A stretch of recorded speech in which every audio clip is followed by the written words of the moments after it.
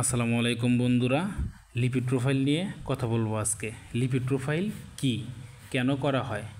Lipid profile হলো cholesterol, HDL, high density lipoprotein, LDL, low density lipoprotein, triglyceride. Lipid profile কেন করা হয়? Lipid profile করা হয় রক্তের কোলেস্টেরল এবং অন্যান্য চর্বি জাতীয় উপাদানের মাত্রা জানার জন্য এই পরীক্ষা করা হয়।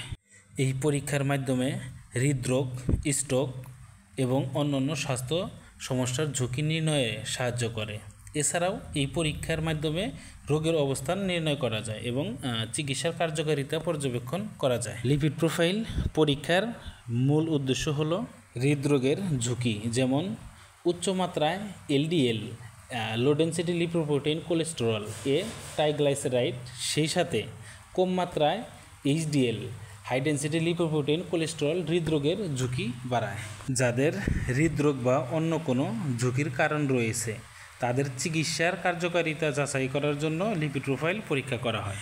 এই লিপিড প্রোফাইল পরীক্ষার মাধ্যমে চিকিৎসার পদ্ধতির কার্যকারিতা ধারণা পাওয়া যায়, যার প্রয়োজনে চিকিৎসার কৌশল পরিবর্তন করা যায়। ডায়াবেটিস এবং অন্যান্য রোগের সাথেও সম্পর্ক রয়েছে লিপিড প্রোফাইলের।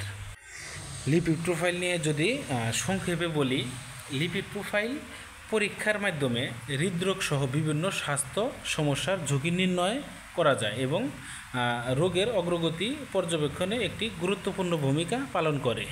এজন্যই আমাদের সবাইকে স্বাস্থ্য সচেতন হতে হবে এবং মান্থলি রুটিন অনুযায়ী এই পরীক্ষাগুলো করতে হবে। আমাদের সবারই এই পরীক্ষাগুলো করা উচিত, জানা উচিত।